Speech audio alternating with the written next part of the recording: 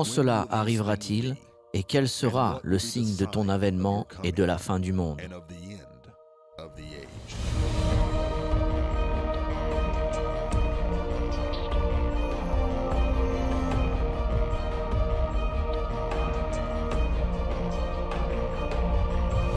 La leçon d'aujourd'hui s'intitule « Le nouvel ordre mondial, c'est le gouvernement mondial ».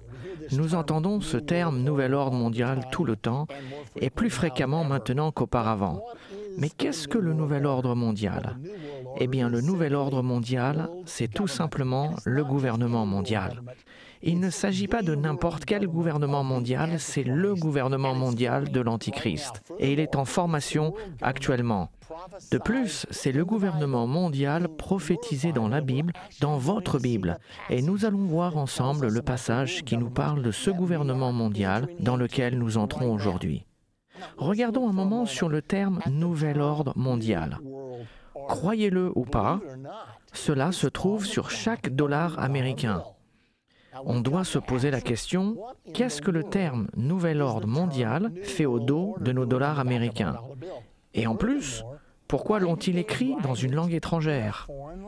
Si vous regardez au dos du dollar, je pense que vous pouvez le voir ici sur votre écran, vous voyez la pyramide, et juste en dessous de la pyramide, il y a un ruban. Sur ce ruban, en latin, est écrit « Novus Ordo Seclorum ». J'ai étudié un peu de latin à l'école et je me souviens de ceci. Novus signifie nouveau, le mot ordo signifie ordre et le mot seclorum signifie séculaire ou mondial. Et le voici à l'arrière de chacun de nos billets, nouvel ordre mondial. Nous devons nous demander qu'est-ce que cela fait ici? Qui l'a mis ici? Eh bien, je l'ai vérifié, je voulais savoir et j'ai finalement appris que c'est écrit depuis 1935. Croyez-le ou pas, cela a été mis par le président américain Franklin D. Roosevelt. À quoi pensait-il quand il a mis « Nouvel ordre mondial » sur le dos de chaque dollar américain? J'ai appris que Roosevelt a eu le rêve de construire un système de gouvernement mondial et qu'il a été le moteur de la création des Nations Unies. Donc lorsqu'il a mis « Nouvel ordre mondial » en 1935, il envisageait déjà la naissance des Nations Unies faite en 1945. Voici l'origine du terme « nouvel ordre mondial ». Regardez vous-même sur un dollar américain, car il est important que vous compreniez cela. Souvenez-vous que le nouvel ordre mondial, c'est le gouvernement mondial. Et nous ne parlons pas de n'importe quel gouvernement mondial, mais nous parlons du gouvernement mondial prophétisé pour la fin de cette ère dans la Bible. Et c'est dans ce gouvernement que l'Antichrist régnera. Maintenant, j'aimerais vous ramener à la prophétie du gouvernement mondial. Il y a plusieurs écritures, mais nous allons maintenant dans Apocalypse au chapitre 13, et nous commençons au verset 1. Puis je vis monter de la mer une bête qui avait 10 cornes et 7 têtes, et sur ses cornes 10 diadèmes, et sur ses têtes des noms de blasphème. La bête que je vis était semblable à un léopard, ses pieds étaient comme ceux d'un ours, et sa gueule comme la gueule d'un lion. Le dragon lui donna sa puissance, son trône, et une grande autorité. Maintenant, souvenez-vous, nous avons étudié ces dernières semaines au sujet de la découverte des États-Unis dans la Bible, dans Daniel au chapitre 7. Vous reconnaissez probablement certains de ces symboles utilisés dans Apocalypse 13, mais il y a ici une très grande différence. Remarquez que cette bête a le corps d'un léopard, les pieds d'un ours, la gueule d'un lion, les 10 cornes du royaume à 10 cornes, et cette bête a 7 têtes. Maintenant, n'oubliez pas de remarquer, pendant que nous sommes ici, que le dragon lui a donné sa puissance, son trône et une grande autorité. Alors, qu'est-ce que tout cela signifie? Eh bien, remarquez que tous les symboles dans Daniel sont les mêmes symboles que dans l'Apocalypse. Mais dans Daniel, les bêtes sont 4 bêtes distinctes. Le livre de Daniel et le livre d'Apocalypse ont été écrits dans un intervalle de 650 années. C'est assez remarquable. Pensez à ce que vous faisiez il y a 650 ans en arrière et à quoi ressemblait le monde. c'est-à-dire vers l'an 550 avant Jésus-Christ. Le livre de Daniel a été écrit selon la vision que l'on trouve dans Daniel 7, où une des bêtes était un lion et avait des ailes d'aigle, la seconde était un ours, la troisième était un léopard avec 4 têtes, et la quatrième était une bête à 10 cornes. Cependant, nous avançons de 650 années jusqu'à l'an 95 ou 96 après Jésus-Christ, là où le livre de l'Apocalypse a été écrit. Et croyez-le ou pas, les mêmes symboles y sont utilisés. Et autant que je sache, c'est les 2 seuls endroits où cela est mentionné. Nous avons donc ces 650 années qui nous séparent. Comment se fait-il que les mêmes symboles soient utilisés dans Daniel 7 et dans Apocalypse 13 ? L'explication est très simple. C'est la même personne qui a écrit les 2 livres malgré les 650 années qui les séparent. Il a juste changé de secrétaire. La Bible ne nous enseigne-t-elle pas que les Écritures ont été écrites par des hommes sages inspirés du Saint-Esprit? Ainsi, la parole de Dieu vient de Dieu, le Dieu Tout-Puissant. Dieu a écrit la Bible dans son entier, mais il a utilisé différents outils humains pour le réaliser. C'est pour cette raison qu'il a été capable d'utiliser les mêmes symboles dans Daniel 7 que ceux d'Apocalypse 13. Cependant, il les a un peu changés et a utilisé ces symboles d'une manière différente. Donc, les 4 bêtes dans Daniel 7, le lion avec ses ailes d'aigle, l'ours, le léopard et la bête à 10 cornes deviennent tous une seule bête. Il y a 4 bêtes distinctes dans Daniel et il nous est dit que ces bêtes symbolisent des nations. Mais lorsque nous allons dans Apocalypse 13, nous ne voyons qu'une seule bête. Donc, que se passe-t-il ici?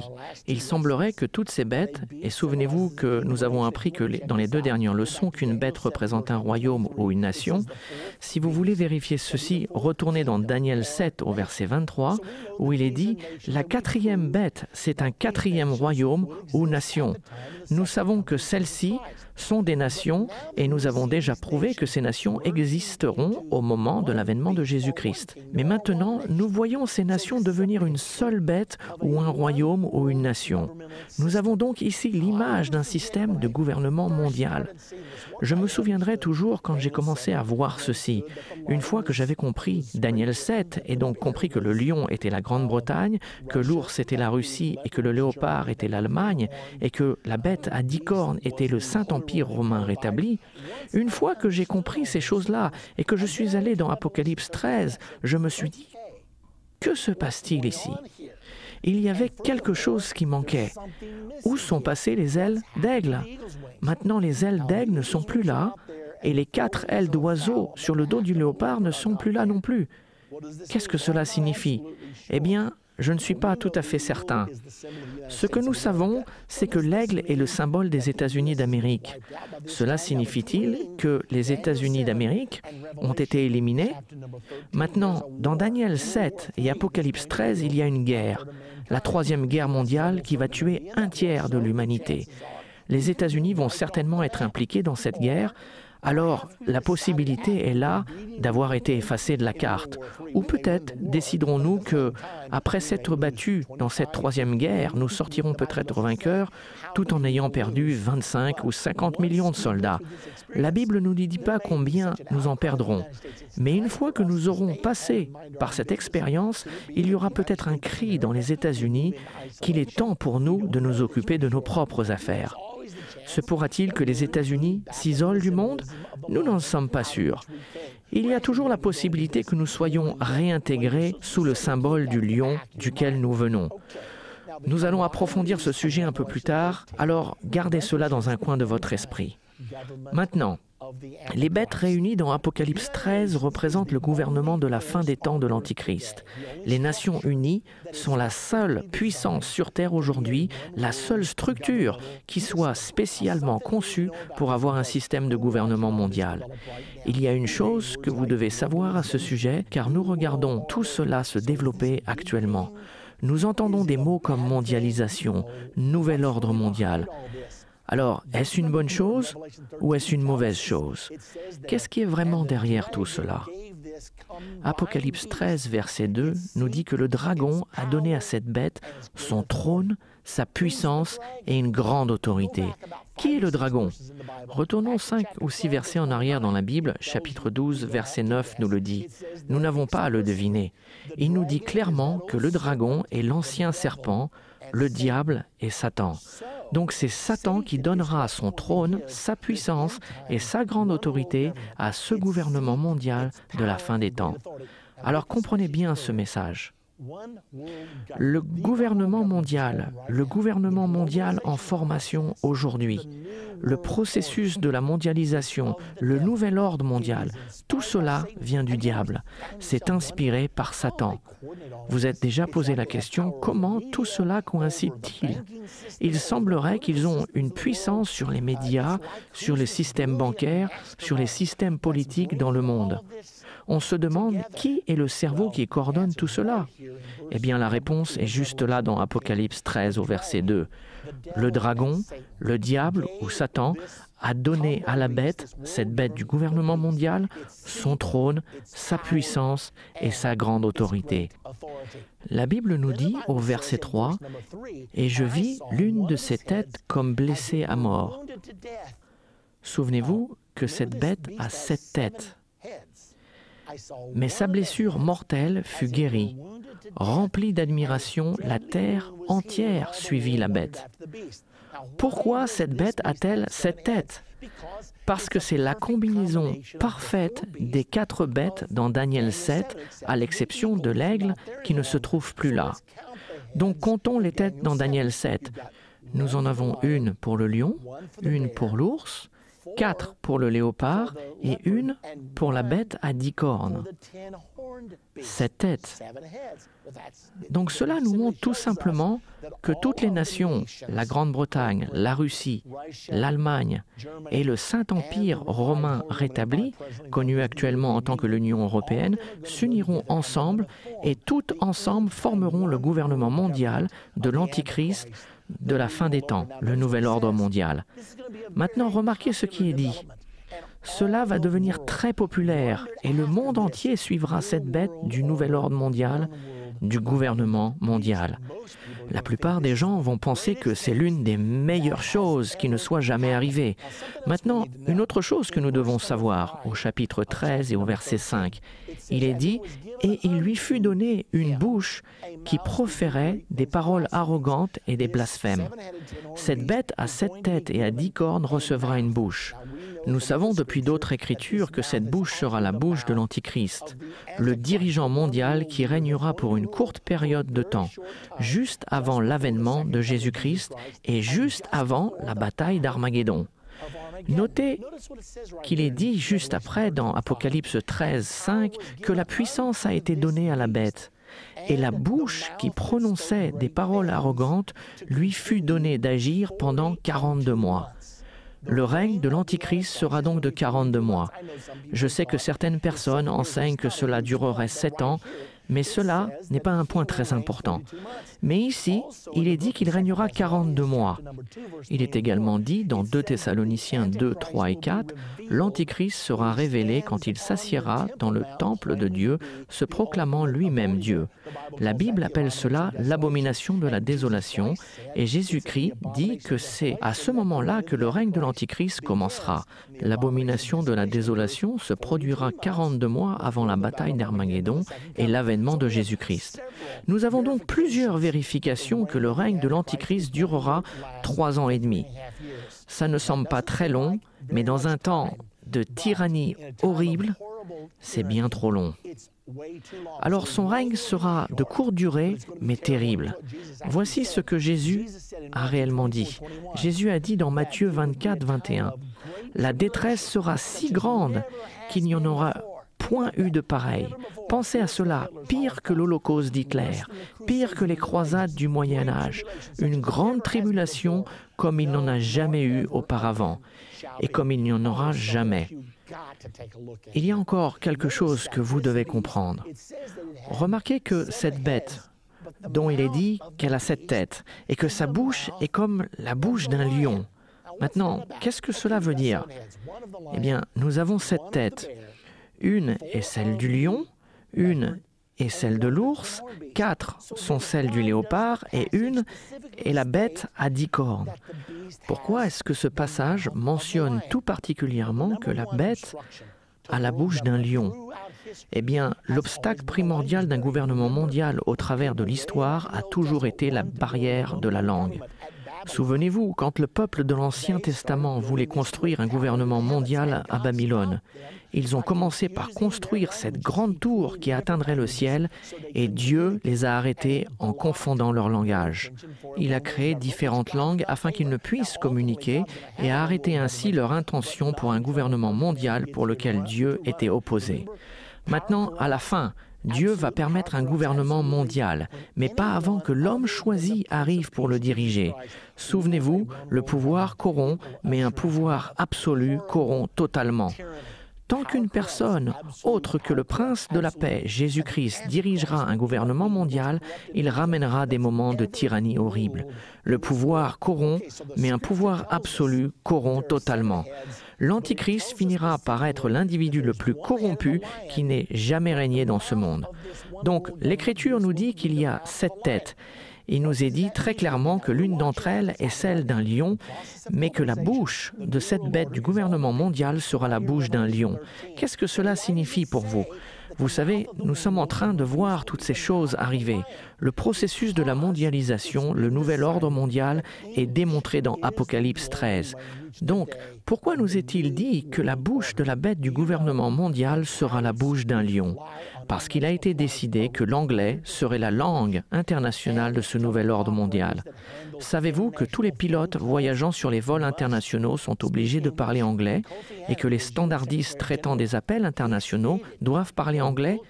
Quand Kofi Annan était secrétaire général de l'ONU, il a dit « La communauté mondiale a décidé que l'anglais serait la langue internationale. » Et bien sûr, c'est aussi la langue de l'Internet.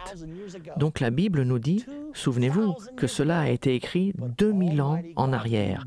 Mais le Dieu Tout-Puissant, qui a écrit tout cela, savait quel serait le langage du gouvernement mondial de la fin des temps. Ceci doit nous faire réfléchir. Quand vous réalisez combien Dieu connaît toutes choses et comment il les connaît bien à l'avance, cela ne devrait pas réellement nous surprendre car la Bible ne nous enseigne-t-elle pas qu'il connaît le nombre de cheveux sur notre tête, qu'il connaît nos hauts, nos bas et que le Dieu Tout-Puissant a dit que la langue internationale de la fin des temps serait celle de la bouche d'un lion. Le lion, c'est l'Angleterre ou l'anglais. Et c'est exactement ce qui s'est passé. Alors que l'on continue, regardons les Nations Unies. Elle est actuellement la seule structure capable de recevoir un gouvernement mondial. Posons-nous donc cette question. D'où viennent les Nations Unies? Quelle est son origine? Savez-vous où elle se situe? C'est étonnant, mais dans les conférences que je donne au travers des États-Unis, je pose cette question. Est-ce que quelqu'un connaît où se trouve le siège social des Nations Unies? Pouvez-vous croire que seulement 10 à 15% des gens le savent, tellement nous sommes occupés par d'autres choses? Donc, d'où viennent-elles? C'est une ancienne idée qui s'est réalisée récemment. Il y a longtemps, pendant la Première Guerre mondiale, c'était la pire des guerres que le monde n'ait jamais connue. Elle était appelée la Grande Guerre. 8,2 millions sont morts. Avant celle-ci, il n'y a jamais eu de guerre avec plus d'1 million de morts. La Première Guerre mondiale, 8,2 millions de morts. Le monde a dit « plus jamais ça ». Il faut que l'on trouve un moyen d'établir des structures de sécurité mondiale pour éviter que cela ne se reproduise à nouveau. Alors, ils ont mis en place ce que l'on appelle la Ligue des Nations. Le président américain, Woodrow Wilson, a présenté cette idée. Mais plusieurs dans nos congrès ont dit « Attendez un peu, nous ne voulons pas aller dans cette direction. Nous ne voulons pas faire partie d'un gouvernement mondial. Nous ne voulons pas abandonner la souveraineté américaine. » Et ils ont voté contre cette idée. Puisque Wilson n'a pas réussi à convaincre son propre gouvernement à accepter l'idée de la Ligue des Nations, celle-ci s'est rapidement démantelée et est tombée dans l'oubli. Eh bien, 20 ans plus tard, voici la Deuxième Guerre mondiale. Et cette fois-ci, nous n'avons pas 8,2 millions de morts, mais 52 millions. Mettez bien cela dans votre esprit. Pouvez-vous imaginer, pendant 6000 ans d'histoire humaine, il n'y a eu aucune guerre de plus d'1 million de morts. Et nous arrivons à l'ère de la découverte du XXe siècle, et nous avons la Première Guerre mondiale avec 8,2 millions de morts, et la Deuxième Guerre mondiale avec 52 millions de morts. À la fin de la Deuxième Guerre mondiale, le cri pour la sécurité mondiale résonnait plus fort que jamais. Et Franklin D. Roosevelt y croyait bien avant, car il avait déjà fait mettre en 1935 le terme « nouvel ordre mondial » à l'arrière de chaque dollar américain. Donc il était prêt, il était préparé pour cela. Souvenons-nous de ce qui s'est réellement passé après la Deuxième Guerre mondiale. L'Europe s'est unifiée. Adolf Hitler a déclenché ce conflit horrible sur l'Europe, sur Staline, Churchill et Roosevelt. Staline étant la tête de l'Union soviétique, Churchill la tête de la Grande-Bretagne et Franklin D. Roosevelt le président des États-Unis. Ils se sont réunis à Yalta. La guerre était sur le point de s'achever, divisant l'Europe. Mais à ce moment-là, Franklin D. Roosevelt était sur le point de mourir. Il est d'ailleurs mort 10 semaines plus tard. Par conséquent, il s'appuyait fortement sur ce jeune diplomate qui dirigeait la majeure partie des négociations pour Roosevelt. Il était à Roosevelt ce que Henry Kissinger est devenu pour le président Nixon. Il était le négociateur pour les États-Unis d'Amérique et il a perçu l'imagination de Staline, de Churchill et de Roosevelt qui l'ont convaincu d'écrire cette nouvelle charte, cette structure de gouvernement mondial appelée les Nations Unies. Réunissons toutes les nations du monde. C'est tout simplement ce qu'ils voulaient dire. Ils n'ont rien caché, ils ont transcrit exactement ce qu'ils ont dit. Ayons des Nations Unies, à la place d'avoir les États-Unis d'Amérique, créons les Nations Unies du monde. Donc, ils ont convaincu ce brillant jeune homme d'écrire une charte pour les Nations Unies. Ensuite, il est devenu secrétaire général à la conférence pour la création des Nations Unies en 1945. Mais il y a eu un grand problème. 3 ans plus tard, il a été condamné pour mensonge et espionnage pour l'URSS et a été emprisonné aux États-Unis. Maintenant, pouvez-vous imaginer? Il était le bras droit de Franklin D. Roosevelt. Il était celui qui réalisait les négociations pour diviser l'Europe. Et quand tout cela s'est passé, les gens se sont mis à murmurer aux États-Unis. Pourquoi l'URSS occupe-t-elle toute l'Europe de l'Est? Elle contrôlait l'Allemagne de l'Est, la Roumanie, la Yougoslavie et tous les pays de l'Est, la Pologne, la Tchécoslovaquie, et les gens murmuraient, jusqu'au point où tout le monde était tellement fatigué de se battre qu'ils ont dit « peu importe, ça sera comme ça sera ». Eh bien, ce n'est pas si étonnant que l'Union soviétique ait tant reçu à Yalta. Car si vous avez votre homme qui dirige les deux côtés de la négociation, il est évident que vous obtiendrez faveur. Voilà ce qui s'est réellement passé avec M. Alger Hiss. Si vous voulez en savoir davantage sur son sujet, il y a plusieurs livres écrits sur lui. Certains sont vrais et d'autres le sont un peu moins. Cependant, il a été en prison car il a été prouvé qu'il a menti au sujet des activités d'espionnage. Il n'est pas allé en prison pour espionnage car il y avait prescription, mais ils étaient si déterminés à le ramener en justice qu'ils l'ont mis en prison pour faux témoignages. Maintenant, quand M. Hiss a dessiné les Nations Unies, il les a dessinées pour être une union mondiale de républiques socialistes. Si vous ne le croyez pas, regardez plutôt ici. Nous avons l'emblème de l'Union soviétique. C'est un globe avec 2 gerbes de blé, un marteau et une faucille superposés sur le globe. L'emblème des Nations Unies est un globe avec 2 branches d'olivier qui ressemblent étrangement aux 2 gerbes de blé. Par contre, il n'y a ni marteau ni faucille. Cela aurait paru un peu trop évident en 1945. Il les a donc laissés pour plus tard. Cependant, bien qu'il ait dessiné la charte de l'ONU pour être un gouvernement mondial communiste, l'ONU n'a pas changé. Hiss est allé en prison, mais les Nations Unies ont continué à être la structure du système d'un gouvernement mondial. Quand nous allons entamer notre prochaine partie, nous parlerons au sujet de la blessure mortelle. Que s'est-il passé aux Nations Unies? Et que veut dire la Bible quand elle dit « Et je vis l'une de ses 7 têtes comme blessée à mort, mais sa blessure mortelle fut guérie. Remplie d'admiration, la terre entière suivit la bête. » Nous allons identifier laquelle de ces 7 têtes. Maintenant, souvenez-vous qu'il ne nous est pas dit que l'Antichrist a été tué, ni qu'il a reçu une blessure mortelle. Il est dit qu'une des 7 têtes de cette nouvelle bête du gouvernement mondial a été blessée à mort, et que sa blessure mortelle fut guérie. Nous allons donc découvrir laquelle des 7 têtes de cette bête du gouvernement mondial a été blessée. Vous allez être stupéfait quand vous découvrirez comment la blessure a été guérie et que le résultat est le nouvel ordre mondial, ce gouvernement mondial qui a été prophétisé dans la Bible. Alors, ne ratez pas notre prochaine partie de comprendre la fin des temps. Il vous est nécessaire de comprendre cela car vous vivez ces choses en ce moment.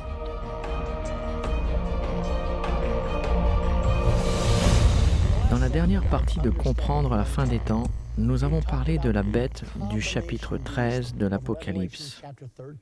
Cette bête avait le corps d'un léopard, les pattes d'un ours, la gueule d'un lion et les 10 cornes du royaume à 10 cornes. Le lion est la Grande-Bretagne, l'ours est la Russie, le léopard est l'Allemagne et les 10 cornes représentent la renaissance du Saint-Empire romain qui se forme actuellement en Europe.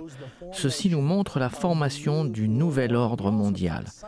Nous avons aussi parlé de la formation des Nations Unies, qui est le système du gouvernement mondial qui sera bientôt l'instrument utilisé pour diriger le monde.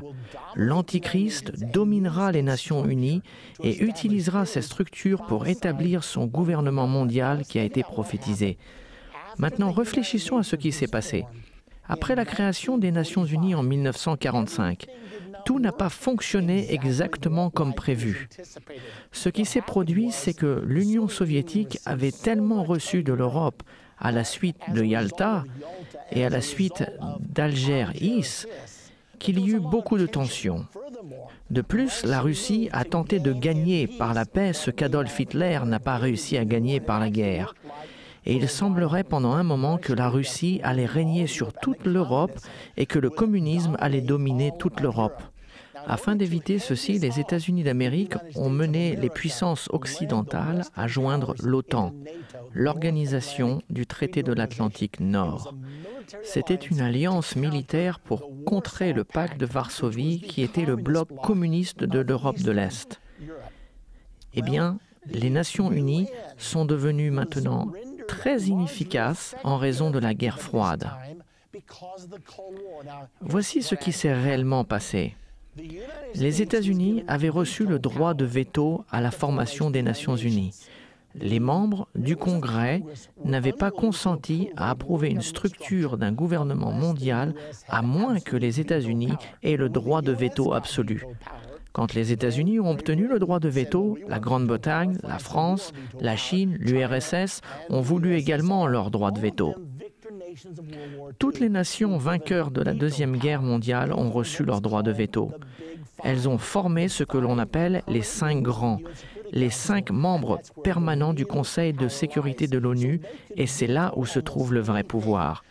Ainsi, elles peuvent utiliser leur veto sur presque tout ce que cette structure du gouvernement mondial déciderait de faire.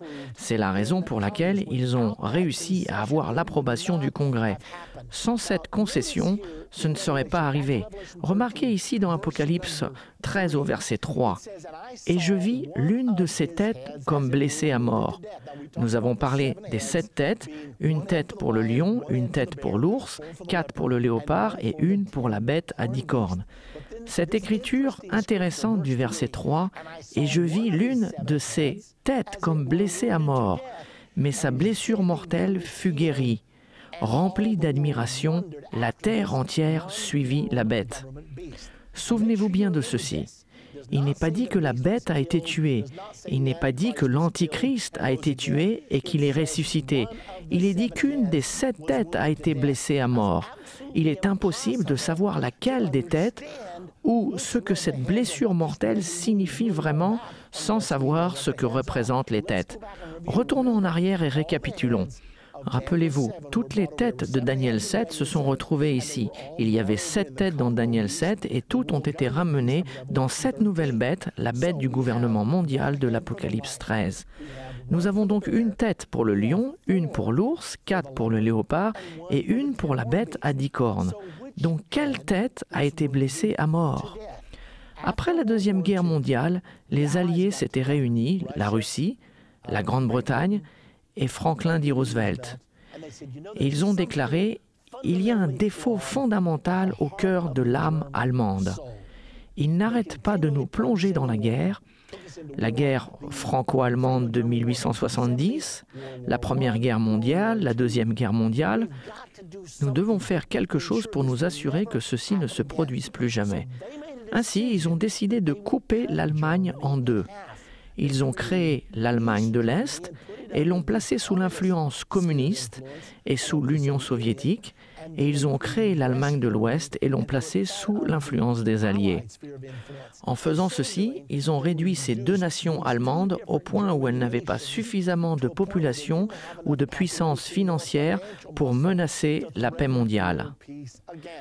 À ce moment-là, les gros titres ont déclaré « L'Allemagne est morte, elle ne se relèvera plus ». Ce n'est pas tout ce qui s'est passé, car quand la réalité du communisme s'est installée en Allemagne de l'Est et en Europe de l'Est, beaucoup de gens de l'Europe de l'Est ont dit « Nous voulons nous éloigner de la tyrannie communiste ». Et ils ont commencé à fuir vers l'Allemagne de l'Ouest et l'Europe occidentale. C'est là que l'Union soviétique a décidé de construire le 14 août 1961 le mur de Berlin, ce mur de 46 km de long divisant Berlin-Est de Berlin-Ouest. Ils ont aussi mis en place le rideau de fer et des postes de guet à travers l'Europe, séparant l'Europe de l'Est de l'Europe de l'Ouest. Ils n'ont pas seulement divisé l'Europe, mais plus particulièrement l'Allemagne. Ainsi, l'Allemagne a été coupée en deux.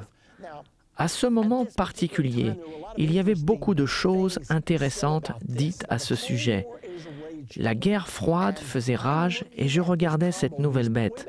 Je n'oublierai jamais en 1968, alors que j'assurais des réunions à Hobart, Indiana, pendant un ensemble de réunions de réveil, je suis allé à la librairie. Il n'y avait pas d'Internet à ce moment-là, donc il fallait acheter des livres, des magazines, des journaux pour se tenir au courant. J'étais en train d'étudier le chapitre 13 de l'Apocalypse, les versets 1 et 2, qui montraient la Grande-Bretagne, la Russie, l'Allemagne et toutes les nations de l'Europe réunies, et je me suis dit, cela n'est pas possible. Nous allions nous coucher chaque soir craignant qu'ils appuient sur les boutons et fassent sauter le monde. La Grande-Bretagne et la Russie étaient des ennemis farouches. C'était l'Est contre l'Ouest. C'était le sommet de la guerre froide. Je l'ai vu dans la Bible et je me suis dit, Seigneur, on dirait que toutes ces puissances vont se joindre à ce gouvernement mondial de la fin des temps. Mais en 1968, cela apparaissait absolument impossible. Le conflit concernant la réalisation du rideau de fer et la construction du mur de Berlin était si amer. Et bien sûr, l'Union soviétique avait mis en quarantaine et boycotté Berlin et nous devions approvisionner Berlin par avion, le fameux pont aérien de Berlin. Donc, il y avait un énorme conflit. Beaucoup de gens pensaient que l'Union soviétique et les États-Unis partiraient en guerre. À cette époque, j'étudiais cette prophétie et pensais avoir vu que la Grande-Bretagne et l'Union soviétique se joindraient à l'Allemagne et aux nations de l'Europe. Je me suis demandé comment cela pourrait arriver. Le 29 mars 1968, je suis allé à la librairie et j'ai regardé le magazine Life du 29 mars 1968. Et j'ai vu sur la couverture 3 superpuissances et demie pour gouverner le monde. Je venais de lire au sujet de cette nouvelle bête avec la gueule d'un lion, les pattes d'un ours, le corps d'un léopard et les 10 corps du royaume à 10 cornes. Je me suis dit, attends un peu, ce magazine Life, un magazine respecté, parle de 3 superpuissances et demie pour gouverner le monde. J'ai donc acheté le magazine, je suis rentré chez moi. Cet article était rédigé par George W. Ball, qui à cette époque était le secrétaire d'État des États-Unis d'Amérique. Et à ma grande stupéfaction, il suggérait dans le magazine Life exactement ce que j'avais lu dans la Bible. Mais je n'arrivais pas à réaliser que ce soit vrai. Alors que je lisais, voici ce qu'il disait. En ce moment, quand il existe suffisamment d'armements nucléaires pour détruire toute l'humanité, la faune et les animaux de la Terre plus de 25 fois. Maintenant, il suffit de le faire qu'une seule fois, et vous le savez. Mais il dit, nous possédons suffisamment de puissance nucléaire, ceci est en 1968, pour effacer toute vie de la planète 25 fois. Il a commencé à parler des divisions qui causeraient des tensions. Il a dit, d'une certaine façon, nous devons trouver une nouvelle structure mondiale qui nous débarrassera des terribles conflits qui menacent d'anéantir l'humanité. Il a donc proposé dans cet article que 3 superpuissances et demie gouverneraient le monde. Et ces 3 puissances étaient les États-Unis, l'Union soviétique, l'Union européenne et la demi-puissance était le Japon. Il a dit, si ces 4 puissances s'unissent, elles pourront assurer que les frontières restent en place. Nous ne tolérerons pas qu'une frontière soit encore déplacée et nous ne laisserons pas de petites puissances de 3e classe entraîner les 2 superpuissances nucléaires dans un conflit qui menacerait de détruire le monde. Alors que je lisais cet article, je me suis dit que ceci était pratiquement ce que j'avais vu dans la prophétie de la Bible, mais que cela ne pouvait pas être vrai. Il avait une section spéciale sur l'Allemagne et il a parlé de la division de l'Europe, le rideau de fer et plus particulièrement de la division de l'Allemagne et du mur de Berlin. Et à la page 89, il a dit la blessure, là où la division s'infecte comme une blessure faite par un couteau rouillé, celle-ci doit guérir un jour. J'ai pensé à cette écriture, l'une des têtes, la tête et le 3e Reich. Nous avons le 1er Reich, le 2e Reich et le 3e Reich, et maintenant le 4e Reich qui est en train de s'élever. Nous savons qu'une bête dans les prophéties bibliques représente une nation ou un royaume. Plusieurs têtes sur une bête représentent le nombre de fois que le royaume s'élèvera et tombera. Et j'ai pensé que si la 3e tête était celle qui avait été divisée quand le 3e Reich d'Hitler fut coupé en 2, quand la blessure mortelle sera guérie, cela causera au monde entier d'admirer la bête du gouvernement mondial. Et c'est alors que j'ai réalisé que le mur de Berlin allait jouer un rôle très important et que le mur de Berlin devait tomber. J'ai commencé à enseigner cela en 1968, que le mur de Berlin tomberait. Et que quand cela arriverait, ce serait le commencement du nouvel ordre mondial. J'ai publié mon premier livre, Un message pour le président, et j'ai écrit tout ce que je vous dis maintenant dans ce premier livre. J'ai déclaré que le mur de Berlin tomberait, c'était en 1986. Personne ne pensait que le mur de Berlin allait tomber. Mais 3 années plus tard, le 9 novembre 1989, il est effectivement tombé. Comment est-ce que j'ai su tout ceci? Grâce aux prophéties de la Bible. Maintenant, laissez-moi vous montrer d'autres citations. Le 14 août 1986, dans le journal USA Today, il a été déclaré dans cet article. C'était la commémoration du 25e anniversaire de la construction du mur de Berlin. Et le titre était « Mur de Berlin. L'Ouest est sombre, l'Est est en fête ». Mercredi, le 25e anniversaire du mur de Berlin a célébré son rôle unique, symbolisant les différences Est-Ouest, les briques et le mortier de la propagande des 46 km qui ne guériront jamais. Je l'ai lu et je me suis dit, on dirait qu'il s'agit des 3 superpuissances et demie pour gouverner le monde. La blessure mortelle qui ne guérit pas, la blessure du couteau rouillé qui ne guérit pas, et les voici se référant à la division de l'Allemagne et du mur de Berlin une fois de plus, et répétant que c'est une blessure. Et la Bible indique qu'une des têtes était blessée à mort. Souvenez-vous de l'article du magazine Life du 29 mars 1968, c'est exactement ce qu'ils avaient dit. Chaque côté peut se permettre de donner suffisamment de liberté à l'autre, à l'extérieur de l'Europe, là où la division qui s'infecte comme une blessure de couteau rouillé doit un jour guérir.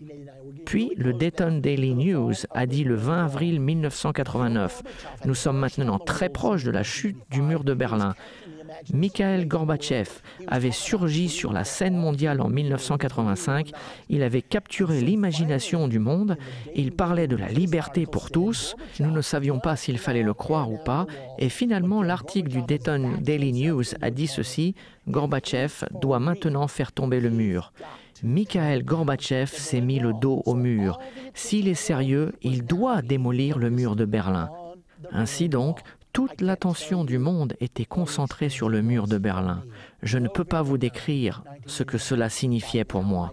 Le 9 novembre 1989, à cette époque, mon livre était partout dans l'Amérique et dans le monde, déclarant que le mur de Berlin allait tomber et que les deux Allemagnes seraient réunifiées.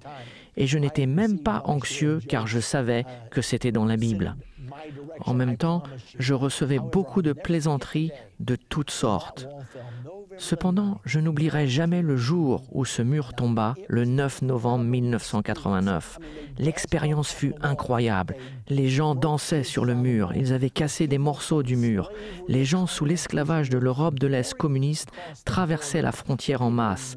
Ceux de l'Allemagne de l'Ouest les avaient accueillis et leur avaient donné à chacun 600 $ à dépenser. Ils faisaient la fête, ils klaxonnaient. Ce fut un moment incroyable.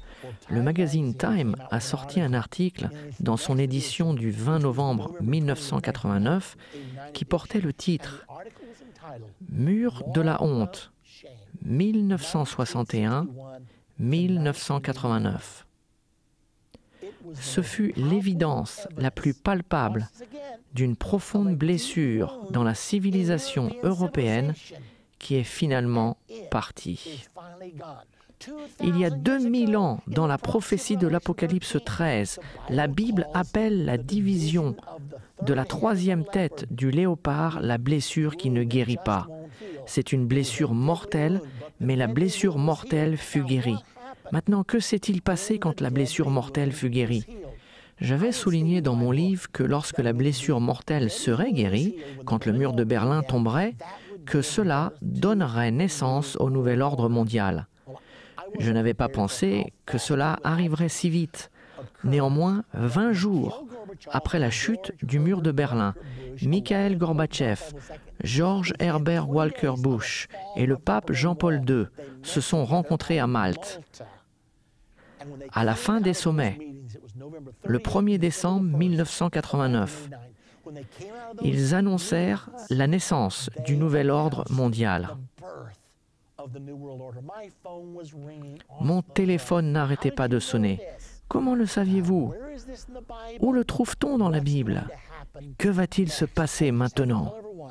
Je devais juste leur dire que je le savais, car je l'avais vu dans ma Bible. Les prophéties ne sont-elles pas étonnantes? C'est étonnant ce que nous pouvons réellement voir quand nous réalisons ce que Dieu nous a donné de pouvoir comprendre. Monsieur Dick Cheney, qui a été très critiqué en raison de son rôle dans la présidence de George W. Bush, a fait une déclaration intéressante. Il avait été le secrétaire de la Défense sous la présidence George W. Bush père. George Herbert Walker Bush. Il était le secrétaire de la Défense à ce moment-là. Aujourd'hui, il est le vice-président. Mais en 1991, dans l'Indianapolis Star, du 29 septembre, écoutez ce qui a été dit. Monsieur Cheney expliquait pourquoi le traité de la réduction des armements fut signé. Il y avait une réduction massive d'armements et il l'expliquait dans l'Indianapolis Star. Il y a une bonne raison de prendre ces mesures maintenant. Le monde se trouve dans une nouvelle ère de promesses qui a commencé il y a 2 ans avec la chute du mur de Berlin. Il disait ceci en 1991 et il savait qu'une nouvelle ère de promesses avait commencé en 1989 avec la chute du mur de Berlin. C'était en fait la naissance du nouvel ordre mondial. Il faut que vous compreniez cela, car c'était publié par Merrill Lynch le 9 novembre 1999. Écoutez ce qu'il est dit. Le monde a 10 ans aujourd'hui. Bien évidemment, Merrill Lynch tentait de faire la publicité pour leurs services financiers, mais c'était surprenant ce qu'ils annonçaient. Ils disaient « Il est né quand le mur est tombé en 1989. Le monde venait de naître. Ce fut le début du nouveau monde, le nouvel ordre mondial. » Il n'est pas surprenant que la plus jeune économie, l'économie mondiale, cherche encore sa position. L'équilibre des pouvoirs qui stabilise les économies et qui vient seulement avec le temps. Beaucoup de marchés mondiaux se sont libérés tout récemment, gérés pour la première fois par les émotions des gens plutôt que par le poing de l'État. De notre point de vue, ceci ne diminue pas la promesse faite il y a une dizaine d'années par la destruction d'un monde emmuraillé. La diffusion des marchés libres et la démocratie autour du monde permet à plus de gens de réaliser leurs aspirations. Et la technologie correctement exploitée et libéralement répartie a le pouvoir d'effacer non seulement les frontières géographiques, mais également celles de l'humanité. Il nous semble que pour un monde qui n'a que 10 ans, il reste promettant. En attendant, personne n'a jamais dit que grandir était facile. Maintenant, vous allez voir un extrait de M. Strobe Talbot, qui a déclaré dans le magazine Time en 1992 un article intitulé « La naissance de la nation mondiale ». Il dit qu'au XXIe siècle, la souveraineté nationale telle que nous la connaissons cessera d'exister. Nous répondrons tous à une autorité mondiale. Maintenant, écoutez-le pendant son interview au Conseil des relations internationales. L'entité qui fournit 50% de tous les membres du Conseil, que l'administration soit républicaine ou démocrate. Écoutez ce qu'il dit sur ce gouvernement mondial. Permettez-moi également à exprimer ma reconnaissance, tout d'abord au Conseil. C'est merveilleux de me retrouver ici. J'aime cette institution. Elle représente une grande partie de mon éducation depuis des dizaines d'années.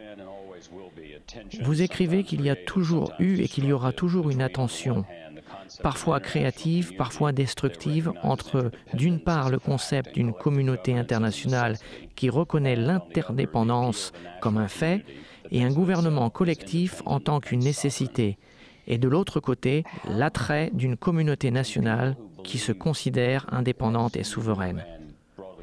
Comment ceux qui pensent, comme vous, et qui sont généralement affiliés au Parti démocrate, comment ces voix que nous associons plus au Parti démocrate parlent du gouvernement mondial sans tirer le signal d'alarme?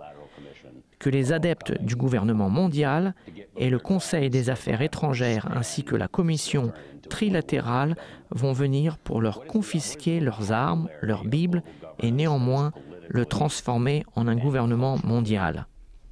Quel est le vocabulaire du gouvernement mondial qui est politiquement et culturellement le plus correct? Pourquoi le gouvernement mondial est-il presque une expression taboue pour ceux qui veulent éviter un empoisonnement politique dans les débats? J'ai fait des recherches sur Internet et ailleurs sur ce sujet. Et j'étais surpris de découvrir que le terme « gouvernement mondial » est volontairement évité. Le gouvernement mondial est une expression généralement employée dans les programmes d'enseignement universitaire tout autour du monde et dans la presse. J'ai appris très rapidement à mes dépens de l'éviter si j'étais dans le département d'État, même si je travaillais pour un président internationaliste libéral. Il y a toujours cette association avec le bruit des hélicoptères noirs se préparant à atterrir dans nos cours d'école et ainsi de suite. Le gouvernement mondial suggère l'existence d'une capitale unique, avec un drapeau unique et vraisemblablement un hymne national unique. Et la souveraineté de toutes les autres nations lui est subordonnée. À propos, Harry Truman a cru en cela. La fédération du monde est le Parlement de l'homme. Et c'est un rêve que certains entretiennent toujours pour l'avenir. Mais la gouvernance mondiale, telle qu'elle est utilisée d'après moi, n'est pas un rêve. C'est une réalité et nous l'avons depuis longtemps. À l'ère moderne, c'est-à-dire maintenant, nous avons une gouvernance mondiale sous plusieurs formes.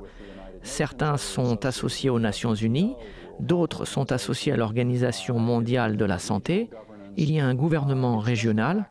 C'est juste une réalité de la vie. Donc je vois la gouvernance mondiale comme rien de plus ou de moins qu'un moyen collectif pour les États souverains de gérer le fait et le déroulement de la mondialisation et le fait de l'interdépendance. Bien, vous l'avez entendu de M. Strobe Talbot. Qui est-il? Il a travaillé à l'administration Clinton pendant 7 ans. Il était le colocataire avec Bill Clinton quand il étudiait à Rhodes, en Angleterre. Maintenant, il est le président de l'Institut du Brookings. Et Susan Rice, qui était la conseillère des Affaires étrangères du président Barack Obama, a travaillé sous la présidence de Strobe Talbot à l'Institut de Brookings. Cet homme qui croit au gouvernement mondial.